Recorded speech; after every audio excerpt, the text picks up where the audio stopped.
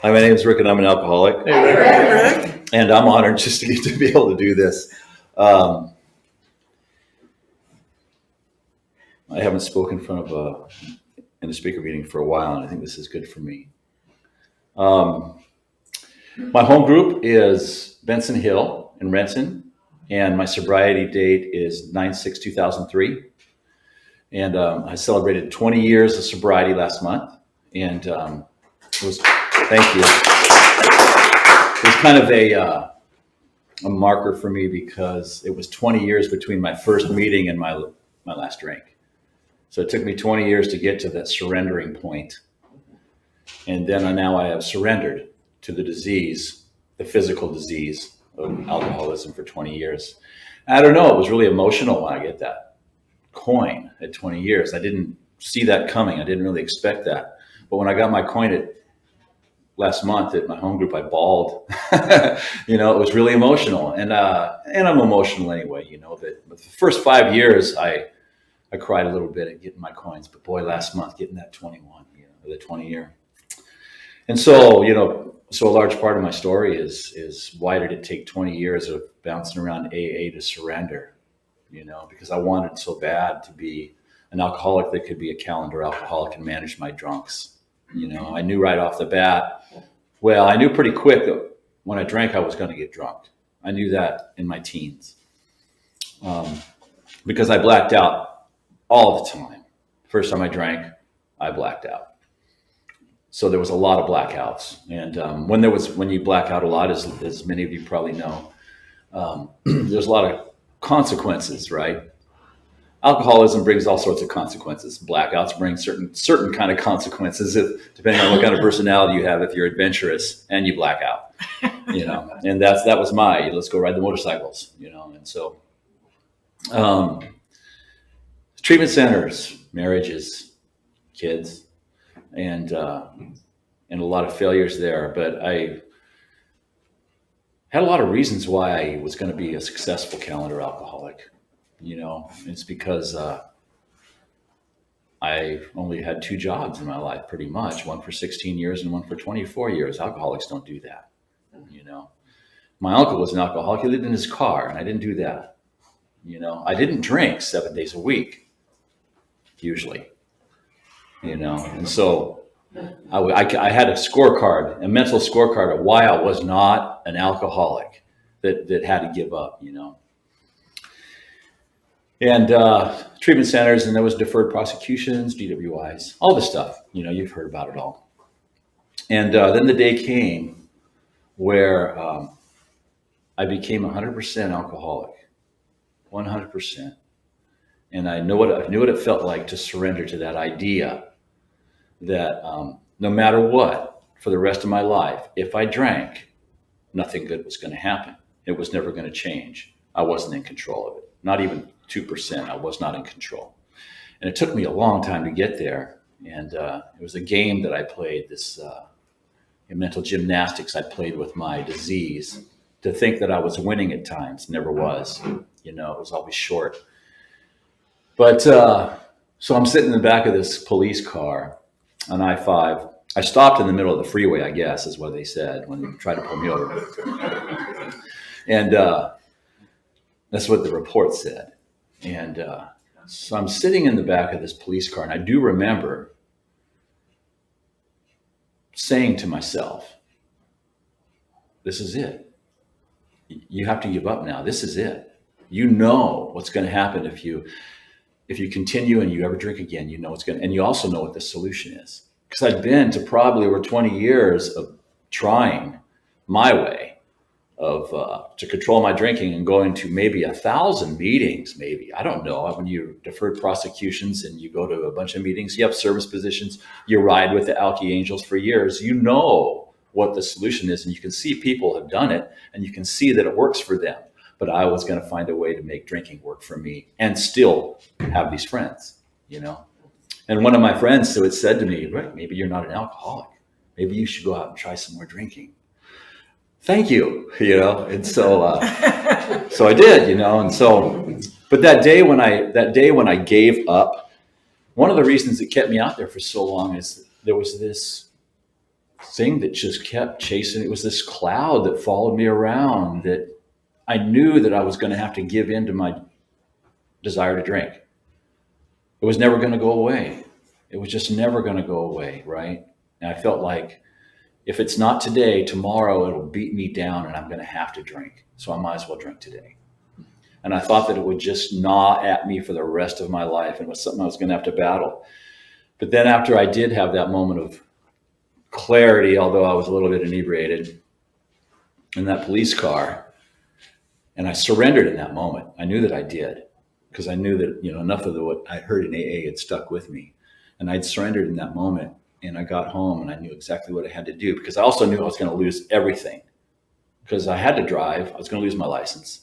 I had just bought in a house with my girlfriend. I was going to lose that. I was going to lose her. It was my third DWI. And not only that, after 7 years after 7 years of being back out, after having a couple of years of sobriety, I thought I had it under control to a degree, even though 3 beers was getting me drunk now. So I knew what was happening. I knew my liver was going. I knew what was happening physically, but I didn't want to look at it. I didn't want to look at any of it, because I needed my medicine. And I thought I was always going to need it, And I'm sitting in that car and I'm thinking, okay, you have to give this a try. You have to give it everything you have. And that miracle, the first miracle of it was I haven't had a desire to drink since in 20 years. Not once. Now, I've been parked in traffic behind a beer truck and my mouth waters. I'm not even thinking about drinking. My mouth is watering because I'm seeing the beer, and that's just my reaction to the visual, right? That's my alcoholism. It's just how I'm wired. But I haven't ever been stressed out or thinking about a concert I'm going to, or been at a concert, and I've been to many sober. I've never been at one thinking, boy, a drink would sound good, would be good right now. It hasn't happened to me. And it does happen to people, and I understand that, and it'll probably happen to me someday, because our literature says that it can and likely will, but there's a solution for that too if I'm spiritually fit. And that's the thing, right, about being spiritually fit, and I think that's what I've learned about being my journey of emotional sobriety since that day I surrendered has been one of another, let's do it Rick's way. Trial and error, and pain. I'm motivated by pain, right? And so it's been a year of growth for me, I think, in a lot of ways, this last year. But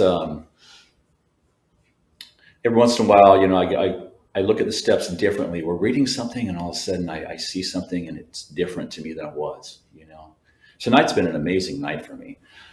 Right before Steve came in to ask me if I would speak tonight, I just got off the phone with a guy that had 8 years of sobriety, ran a sober house, and he's been drunk now for a couple of years, right? And so what came out of my mouth was automatic.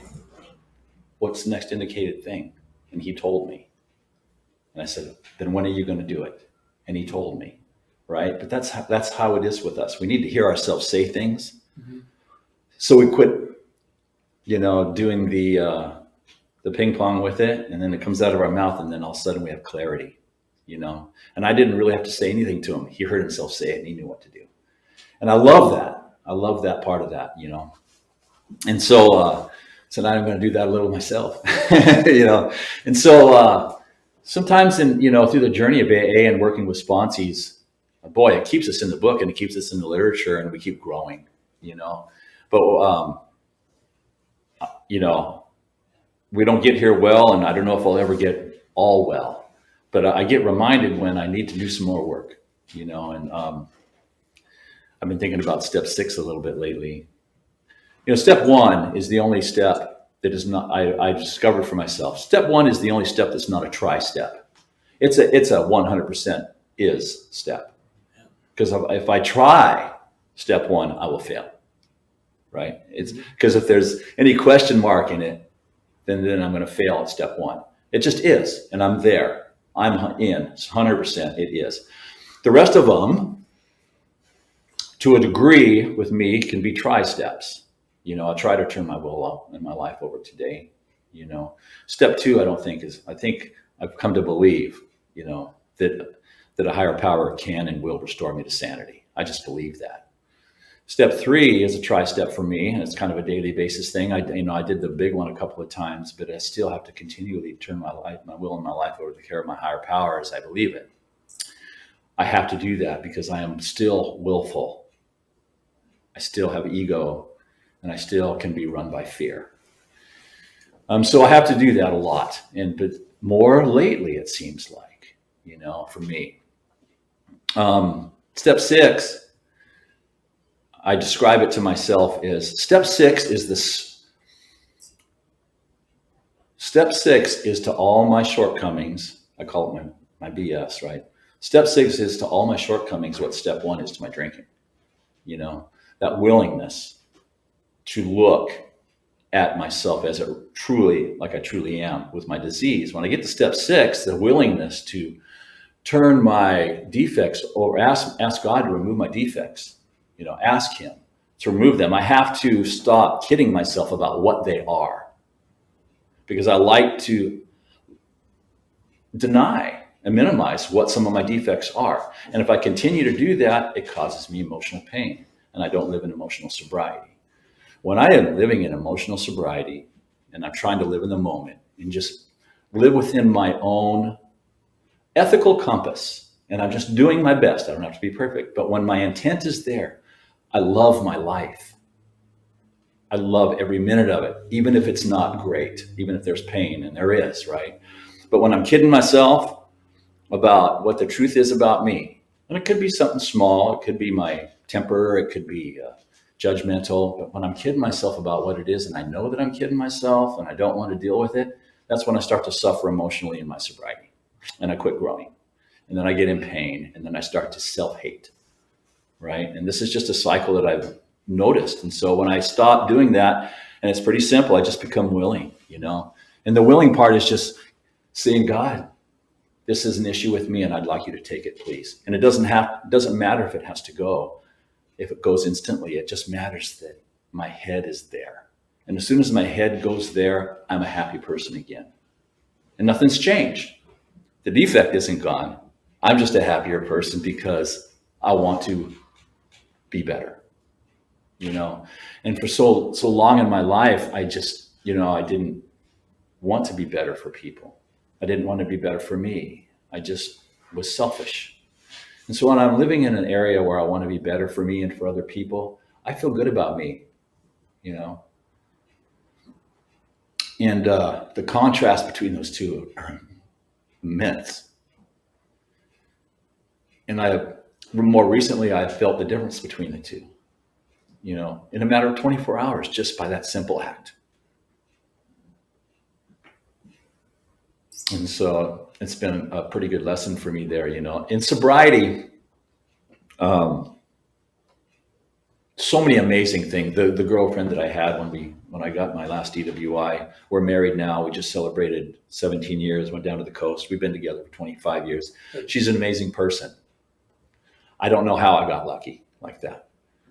I do not know. When I was 2 years old, I was adopted by a non-alcoholic father, and he adopted my brother and my older sister as well. We're all alcoholics. And he put up with us, right? Oh my gosh, we put him through hell. And with my mom's an alcoholic. My mom was the first 12-step call I ever went on, and she's been sober for 15 years. And it wasn't me.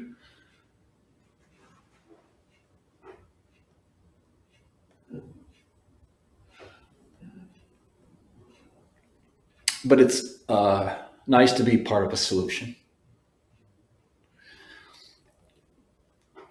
I was into motorcycles growing up because my dad, he's stepdad, but he's my dad, He had them growing up, And I got sober, and we went on a couple of long motorcycle rides, me and my dad, right? Up to Jasper, Canada, back to our hometown in Montana for family reunions, me and Dad on the Harleys. And he constantly reminds me what a big deal that is to him. And that only happens because of AA. I can only appreciate him the way that I can because of Alcoholics Anonymous, And because I like to look within myself and think, what makes me happy, the longer I'm sober, what makes me happy is changing, and it's some of the selflessness. But also, I get to play some music in AA, and I really like to do that. And so my dreams, I'm a high school dropout. I'm a pretty good car mechanic, but I feel like my higher power had my back all along. God's had my back all along, and sometimes I can't believe how lucky I've been, and how, I can look at the problems that I have physically, we all get them, right? But the truth is, I can't believe the life that I've been given, right? And so I have a responsibility with that, I feel like, and that part of that responsibility is to give back and just be as positive I can, do no harm, and be as positive I can in my community. And when somebody asks me if I will share, and I'm going to say yes, and I'm really glad that you did. And thanks for listening.